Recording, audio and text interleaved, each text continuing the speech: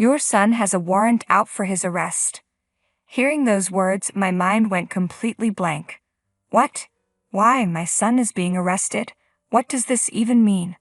Questions began swirling in my head, one after another, but none stayed long enough to grasp. I stood frozen in the doorway, speechless, my mouth opening and closing like a fish out of water. The police officer stepped forward, clearly intending to prevent me from shutting the door.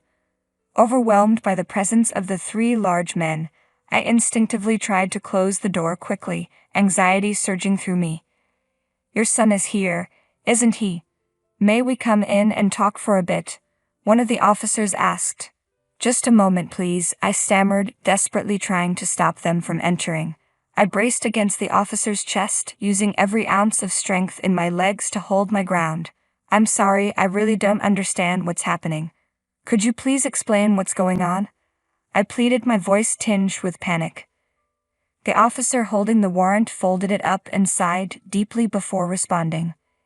"It seems he ran away with some cash. The suspect was seen heading towards this house. Someone got a good look at his face, so denying it won't be easy," he said, a faintly triumphant look crossing his face. "Theft, my son." While I felt my mind going blank, I forced myself to listen to the officer's words. Despite the color draining from my face, I firmly replied, "My child would never do something like that. It's absolutely impossible." The officer, clearly tired, gave a dismissive reply, but I was certain. My son wouldn't do such a thing. After all, I was a 50-year-old housewife, living a peaceful life with my husband and son in the house we had built with years of savings. We all got along well, leading a happy life, right in the middle of bliss. But lately I had been feeling worn out. Things hadn't been going smoothly, and when I was alone, worries constantly plagued my mind. "I need to get this done too," I would say aloud, busy without even realizing it. "Well, maybe it's okay to leave it for later," I muttered to myself one day as I turned on the TV in the living room, trying to escape reality. "It's better to take a break sometimes," I told myself, feeling physically exhausted. But even as I watched the daytime drama, the story didn't sink in, and my thoughts remained cloudy. Suddenly, my gaze drifted to the numerous certificates and trophies on the shelf, awards my son Oliver had received for his achievements in soccer. He was truly a son to be proud of. As these thoughts floated through my mind, the doorbell rang. Who could it be? Yes, I muttered, turning down the TV and getting up from the sofa. Maybe it was something from my mother-in-law. Sometimes she sent vegetables to our house without prior notice, saying she found detailed communication bothersome. Or perhaps it was the online order I had placed recently. My son had been using online shopping more frequently, and my husband had also gotten into it. So that was a possibility. Thinking these mundane thoughts, I went to the door without a second thought. If only I had checked the intercom camera, I might have been prepared for what awaited me. But unfortunately, I opened the door without a shred of suspicion. "Yes, I'll open it right away," I said. But the moment the door swung open, I was shocked by the sight before me. "Hello, is this the residence of the Smith family?" "Yes, it is, but you're police officers, aren't you? What can I do for you?" I asked, my voice quivering. There stood 3 officers, just like the ones I often saw on the dramas I watched casually. I was completely taken aback. Seeing police officers, even when I hadn't done anything wrong, made me nervous and tense, as if I had unknowingly caused some trouble somewhere. I gripped the doorknob tightly, my knuckles white, as one of the officers handed me a piece of paper. I couldn't make out what the officer was holding at first, so I squinted, trying to see it more clearly. Then in a cold voice he spoke, "There's a warrant out for your son's arrest." Those words hit me like a ton of bricks. My mind went completely blank. What? Why? My son is going to be arrested. What does this mean? Has he done something wrong? Questions surged and vanished in my mind as I stood frozen in the doorway, speechless. The officers stepped forward, clearly not intending to let me close the door. Overwhelmed by the presence of the 3 imposing men, I felt a wave of anxiety wash over me. I tried to close the door quickly, but the officers wouldn't allow it. They pressed their feet against the door, keeping it open. Fear gripped me. Your son is here, isn't he? May we come in and talk for a bit? If you're not hiding anything, you wouldn't mind letting us in, right? One of the officers asked, his tone implying suspicion. Please wait a moment, I stammered, desperately trying to stop them from entering. I pushed against their chests, bracing my feet to keep them out. Excuse me, I really don't understand what this is all about. Could you please explain what's going on? I appealed, genuinely confused and frightened. A warrant. For what exactly? The officer holding the warrant folded it with a sigh. Mom, there have been a series of thefts in this area recently. According to witnesses, the suspect looks a lot like your son. What? The suspect looks like him. I repeated, stunned. The officer continued, his voice tinged with triumph. It seems he took off with cash and ran toward this house. People have seen his face clearly, so denying it will be difficult. Theft? My son? No way. As my mind began to spin, I somehow managed to keep listening to the officer in front of me. He then pulled out another document, unfolded it, and started talking about something that seemed related to its contents. It appears your son is involved in several theft cases. The total amount of the damage is around $500,000. However, considering his youth, the victims are willing to settle, he said. $500,000? No way, I whispered, shaking my head in disbelief. My child couldn't have done such a thing. It's absolutely impossible. I exclaimed in shock, but the officer, looking weary, replied, I understand how you feel. Every parent says the same thing, thinking their child couldn't possibly be involved in theft. However, we need you to prepare the $500,000, and we'll discuss this further with your son. Staring at the officer's face, I reached for the front door, my mind racing. Could you please wait outside for a moment? I asked. No, we'll wait inside, he responded firmly. I need to use the bathroom. You can't just barge into someone's house without permission while the homeowner is in the bathroom, right? Or can't you wait for just 5 minutes while I go? I blurted out, grasping at any excuse to buy time. I needed to calm down, and the imposing presence of the officers was overwhelming. More than anything, I wanted to close the door. Please let me use the bathroom. I'm at my limit. I'll listen to everything properly afterward, I pleaded. The officer hesitated for a moment, which was all I needed. Quickly, I shut the front door. A loud thud followed. Probably the officer knocking or kicking it. But I didn't hesitate. I immediately locked the door. As soon as the lock clicked, a torrent of emotions washed over me. Relief, fear, and a flood of questions. Mom, please open the door. The officer's voice boomed, accompanied by the sound of pounding on the door. Worried about disturbing the neighbors, I slowly moved away from the entrance. I'll be right back, I called out, rushing to the bathroom. I didn't really need to use it, but I needed a moment to think. Calm down, I muttered to myself, trying desperately to steady my nerves. Gradually, my thoughts began to organize themselves. As I sat on the toilet, my hands trembling as I grabbed some toilet paper, I reassured myself that it was impossible for Oliver to be involved in a crime. It had to be a misunderstanding. Determined, I decided I would face the officers with confidence. After all, I had nothing to hide. About 5 minutes later, after taking a deep breath, I resolved to return to the front door. Unlocked it and faced the officers again. Excuse me, ma'am, the officer called out loudly, but I kept reminding myself to stay calm, no matter what. Your son hasn't tried to escape in the meantime, has he? Please allow us to search the house, the officer insisted. He hasn't done anything like that. I'll say it again. My son hasn't committed any theft. It's impossible. I responded, my voice firm. Even if you say that, we can't just take your word for it. There are witness testimonies and camera footage. If you cover for your son, you could also be implicated, the officer warned. Camera. You didn't mention that before. I snapped, my suspicion growing. We mentioned it because it seems you won't admit it. There is evidence, the officer replied.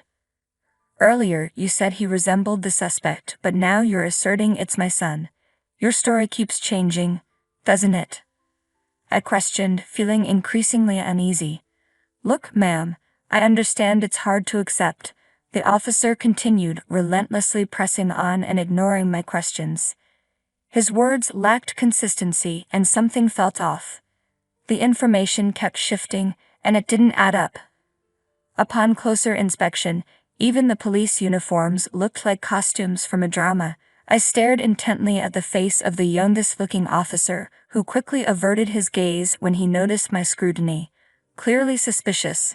Enough is enough. We're coming in, the oldest and largest officer declared, pushing past me. Wait, you can't just barge in like that. I protested, trying to block the way, but he shoved me aside effortlessly. I stumbled, falling onto the floor as the officers pushed further into the house. Stop. Don't come in, I shouted, scrambling to my feet to follow them. Don't touch anything. Despite my desperate cries, the officers ignored me, rifling through drawers in the kitchen and living room. Rummaged through everything from one end of the room to the other, leaving a trail of chaos. My stomach churned with anxiety. Stop it, I'm telling you. Hey. I rushed to an officer who was opening a drawer containing mine and my husband's wedding rings and slammed it shut with a loud bang that echoed through the room. There's nothing here. You can't just enter someone's home and go through their drawers. I glared at one of the officers, trembling with anger. It was the younger officer who had averted his gaze earlier. He nodded slightly at me before heading to another room. Eventually, the three officers zeroed in on Oliver's room, clearly identified by the nameplate on the door. Without hesitation, they entered. My son is sleeping in there.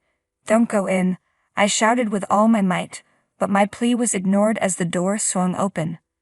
We just want to talk, one of the officers called out loudly as they entered, but they suddenly fell silent, all three of them staring toward the bed at the back of the room. Hello. I've heard the conversation. I'm Oliver. My son said, slowly bowing his head toward the officers from his bed.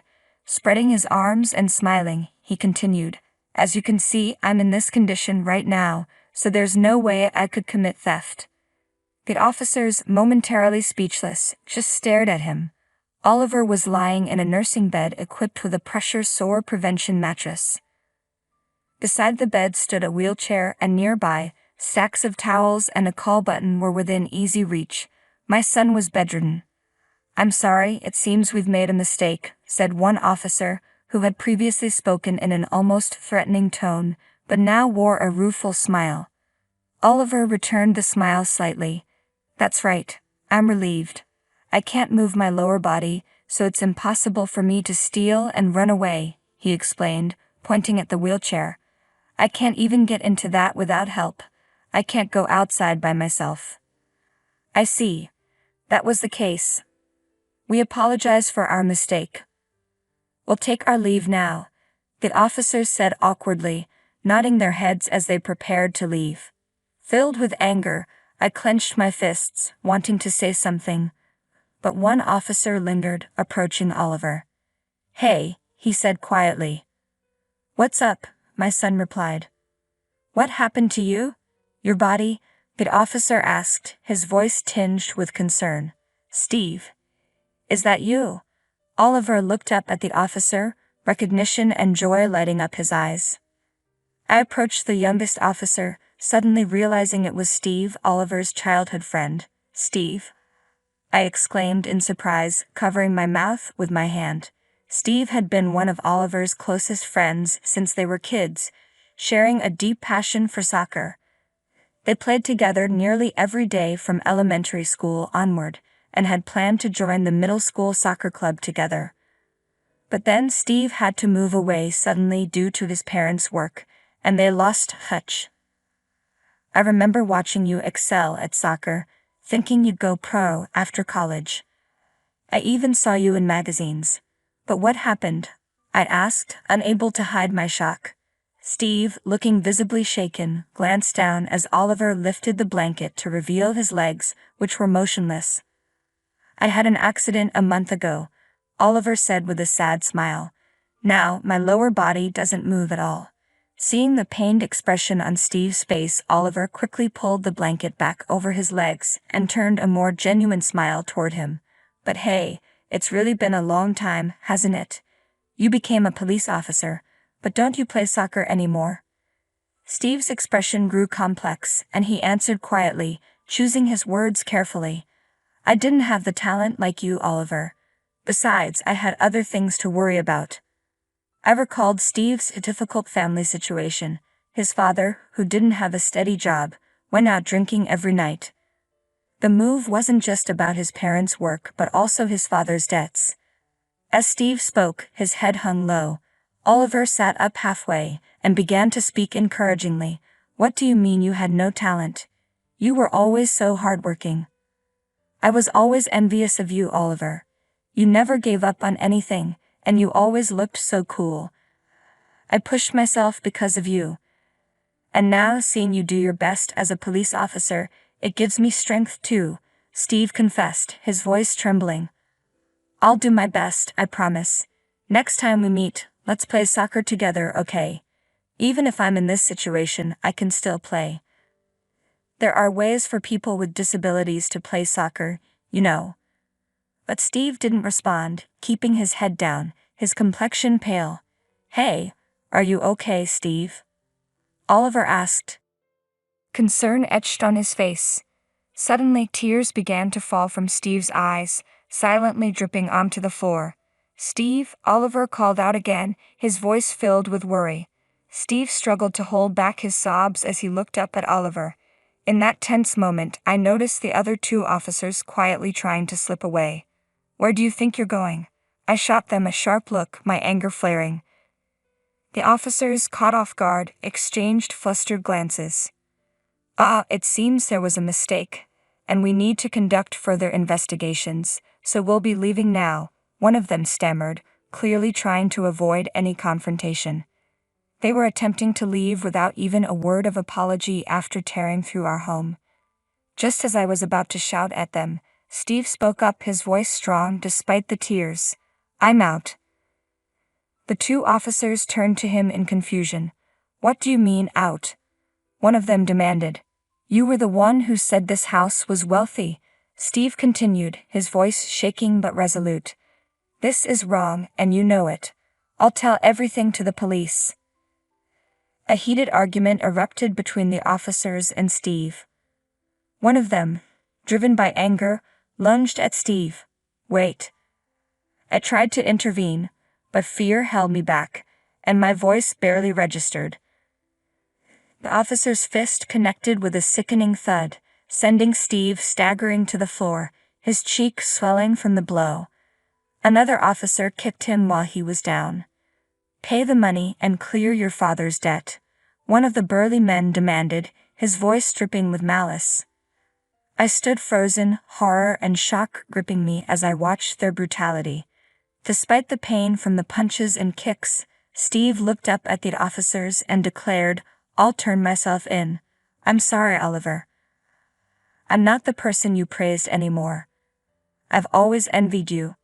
Your talent, your life, and I hate myself for using my circumstances as an excuse for the terrible things I've done. Don't joke about turning yourself in, snarled one of the fake officers, raising his fist to strike Steve again. But before he could, a sharp voice cut through the tension. Hold it right there. We all turned toward the source of the voice, and a wave of relief washed over me as I saw a real police officer in an official uniform, his badge gleaming. The fake officers were swiftly apprehended by the real police. Sorry for the delay. Are you and your son hurt? The real officer asked, concern in his voice. No, we're okay. Somehow, I replied, still shaken. Earlier, while in the bathroom, I had secretly called the police, reporting that 3 men claiming to be officers were in my house. Their suspicious behavior had prompted me to contact the real authorities.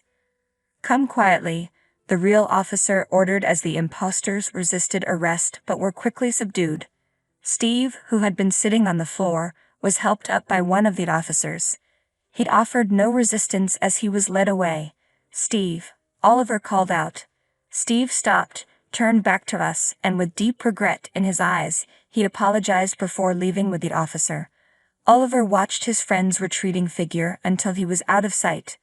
After the house was cleared and many questions were answered that day, we began the process of cleaning up the mess the imposters had left behind.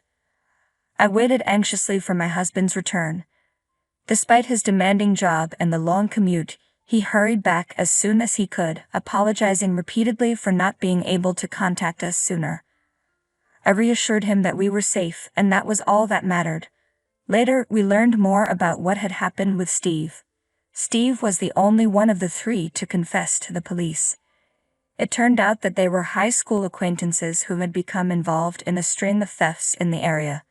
Their scheme targeted wealthy families, falsely accusing their children of theft and extorting money from panicked parents. The fake arrest warrant was their own creation, and the police uniforms were nothing more than costumes. This tactic had worked for them, until this incident led to their arrest. Steve had initially worked hard to pay off his family's debts, but as the interest kept piling up and he couldn't keep up with the payments, he reluctantly agreed to participate in this scheme. He was told that if he provided information about the affluent area where he used to live, a portion of his debt would be reduced. That's why they knew so much about our town and why their crimes had gone undetected for so long. In the end, all of them were arrested and held accountable for their actions. Their attempt to deceive people by impersonating police officers and entering homes without permission resulted in particularly severe penalties. When my son Oliver heard the news, he wasn't disturbed. Instead, he decided to turn himself in, believing in the goodness still within Steve. "I knew it. He's essentially a good guy," Oliver said, nodding and smiling as he listened to me. "It's surprising they weren't caught earlier, especially with those disguises." "Did you know from the start that they weren't real cops, Oliver?" "Yeah," Oliver replied, claiming to be a cop with such an untrained physique. Steve used to be much fitter. I could tell something was off right away. He later shared that he had noticed other suspicious details, like how Steve wouldn't meet his eyes, and how his voice, though different, reminded him of his old friend. "I wonder how long it will be before he can come back," Oliver mused. "It's not confirmed yet, but don't worry. He'll bounce back. He's still the same guy he used to be," Oliver said with certainty. A month later, on a quiet morning, I brought breakfast to Oliver's room. "Good morning, Oliver," I greeted him. "Morning, Mom. Did it arrive today?" Oliver asked, his mind on something else before even thinking about breakfast. I nodded and handed him a simple envelope. "You're more concerned about Steve than breakfast, huh?" I teased gently. "Yes," Oliver admitted, carefully opening the letter from Steve. "What does Steve say?" "He wants to play soccer together. He's been staying active over there," Oliver shared, a smile spreading across his face as he read the letter. Seeing him so happy, I couldn't help but smile too. Beside Oliver was a new type of wheelchair designed specifically for playing soccer. After everything that had happened, Oliver had decided to start training in power chair soccer. His determination was extraordinary. He immediately set his sights on playing soccer with Steve again. Watching him, I made up my mind. Even if there were hardships ahead and things didn't always go smoothly, I would live my life to the fullest, inspired by my always smiling son who faced his challenges with such a positive attitude. Today, I felt like I could accomplish anything I set my mind to.